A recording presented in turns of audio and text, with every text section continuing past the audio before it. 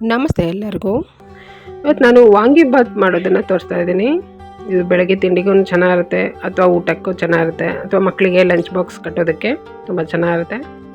ಪುಡಿ ಒಂದು ಮಾಡಿಟ್ಕೊಂಡ್ಬಿಟ್ರೆ ಸೂಪರಾಗಿ ಫಾಸ್ಟಾಗಿ ಮಾಡ್ಬೋದು. ಮನೆಯಲ್ಲೇ ಪುಡಿ ಮಾಡೋದು ಹೇಗೆ ಅಂತಲೂ ನಾನು ತೋರಿಸ್ತೀನಿ. ವಾಂಗಿಬಾತ್ ಪುಡಿ ಮಾಡೋದಕ್ಕೆ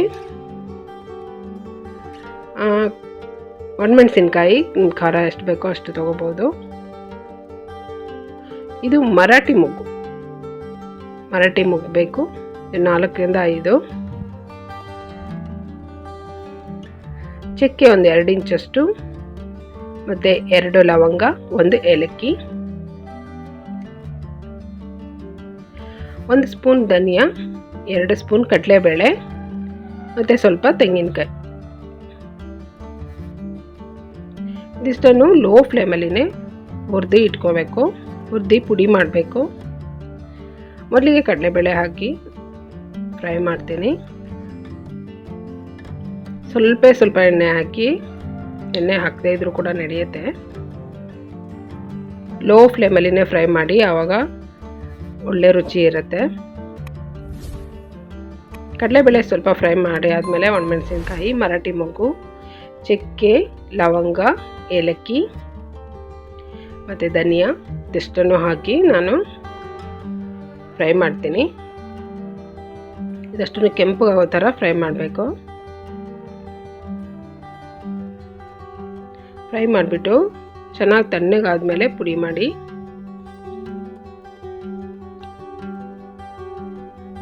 ಇದಕ್ಕೆ ತೆಂಗಿನಕಾಯಿ ಹಾಕ್ತಾ ಇದ್ದೀನಿ. ತೆಂಗಿನಕಾಯಿ ತುಂಬ ಫ್ರೈ ಮಾಡಬೇಕಂತಿಲ್ಲ, ಬೇಕಾದ್ರೆ ಒಣ ಕೊಬ್ಬರಿ ಹಾಕ್ಬೋದು.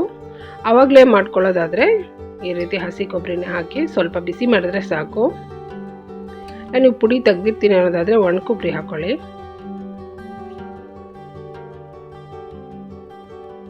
ಅದಷ್ಟು ತಣ್ಣಗೆ ಮಾಡಿ ಪುಡಿ ಮಾಡಿ ಇಟ್ಕೊಳ್ತೀನಿ ನಾನು. ಒಂದು ಬಾಣಲೆಗೆ ಎಣ್ಣೆ ಹಾಕಿ, ಎಣ್ಣೆ ಬಿಸಿ ಆದಮೇಲೆ ಒಂದು ಚಿಕ್ಕ ಈರುಳ್ಳಿ ಸಣ್ಣಗೆ ಹೆಚ್ಚಿರೋದು ಹಾಕಿದ್ದೀನಿ. ಈರುಳ್ಳಿ ಕೆಂಪು ಆಗೋ ತನಕ ಫ್ರೈ ಮಾಡ್ತೀನಿ.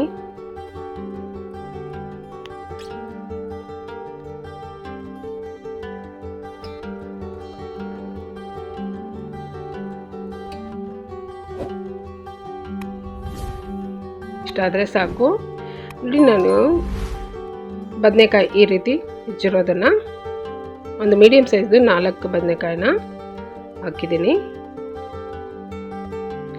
ಬದನೆಕಾಯಿ ಈ ಥರ ಗ್ರೀನ್ ಹಸಿರು ಬದನೆಕಾಯಿ ಉಪ್ಪು ಮತ್ತು ಅರಿಶಿನ ಹಾಕಿ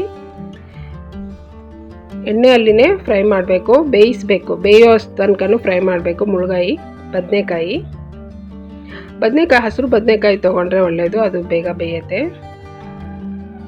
ಇದಕ್ಕೆ ನೀರು ಹಾಕೋದು ಬೇಡ, ಎಣ್ಣೆಯಲ್ಲಿನೇ ಲೋ ಫ್ಲೇಮಲ್ಲಿ ಇಟ್ಬಿಟ್ಟು ಈ ರೀತಿ ಫ್ರೈ ಮಾಡಿ, ಬೇಗ ಬೇಯುತ್ತೆ ಬದನೆಕಾಯಿ.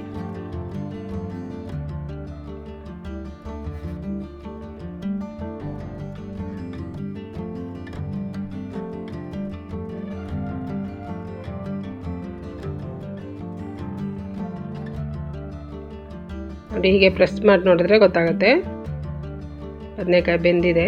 ಇಷ್ಟಾದರೆ ಸಾಕು. ಇದಕ್ಕೆ ಒಂದು ಟೊಮೆಟೊ ಚಿಕ್ಕದಾಗಿ ಹೆಚ್ಚಿರುವಂಥದ್ದು ಹಾಕ್ತೀನಿ. ಇದನ್ನು ಸ್ವಲ್ಪ ಫ್ರೈ ಮಾಡ್ತೀನಿ. ತುಂಬ ಮೆತ್ತಗಾಗಬೇಕಂತ ಇಲ್ಲ, ಸ್ವಲ್ಪ ಬೆಂದರೆ ಸಾಕು ಟೊಮೆಟೊ.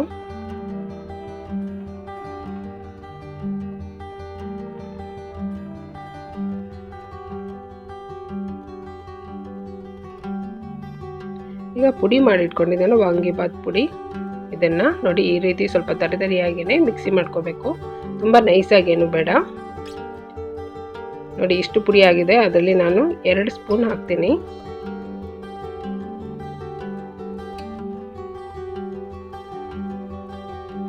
ಹಾಕಿ ಸ್ಟವ್ ಆಫ್ ಮಾಡಿಬಿಡಿ. ಸ್ಟವ್ ಆಫ್ ಮಾಡಿ ಇದನ್ನು ಒಗ್ಗರಣೆ ಜೊತೆ ನೀಟಾಗಿ ಮಿಕ್ಸ್ ಮಾಡಿಕೊಂಡ್ರೆ ವಾಂಗಿಬಾತ್ ಗೊಜ್ಜು ರೆಡಿ ಆಯಿತು.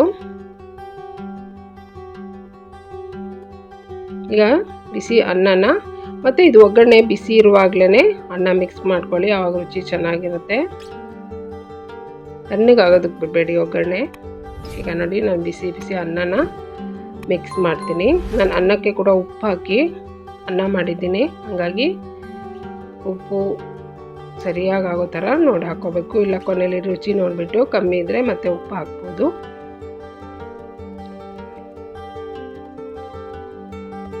ಈ ಟೈಮಲ್ಲಿ ನೀವು ಬೇಕಿದ್ರೆ ಕಾಯಿ ತುರಿ ಹಾಕ್ಬೋದು. ಕಾಯಿ ತುರಿ ಹಾಕಿ ಮಿಕ್ಸ್ ಮಾಡ್ಕೊಳ್ಳಿ. ಸೂಪರಾಗಿ ಒಳ್ಳೆ ಘಮ ಘಮ ಅಂತ ಇರುತ್ತೆ. ಒಳ್ಳೆ ಟೇಸ್ಟು, ಘಮ ತುಂಬ ಚೆನ್ನಾಗಿರುತ್ತೆ ವಾಂಗಿಬಾತ್. ಈಗ ನಾನು ರುಚಿ ನೋಡ್ತೀನಿ ಇದು ಉಪ್ಪು ಹೇಗಿದೆ ಅಂತ. ಈ ಟೈಮಲ್ಲಿ ನಿಮಗೆ ಉಪ್ಪು ಕಮ್ಮಿ ಇದ್ದರೆ ಉಪ್ಪು ಹಾಕಿ, ಅಥವಾ ಪುಡಿ ಕೂಡ ನೀವು ಮೇಲೆ ಹಾಕ್ಬೋದು ಕಮ್ಮಿ ಅಂತ ಅನಿಸಿದ್ರೆ.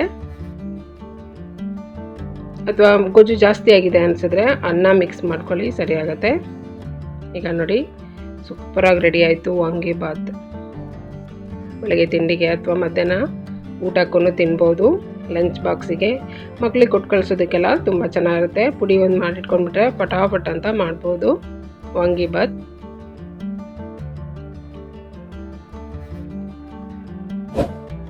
ನನ್ನ ವಿಡಿಯೋ ಇಷ್ಟ ಆದರೆ ಲೈಕ್ ಮಾಡಿ, ಶೇರ್ ಮಾಡಿ, ಸಬ್ಸ್ಕ್ರೈಬ್ ಮಾಡಿ.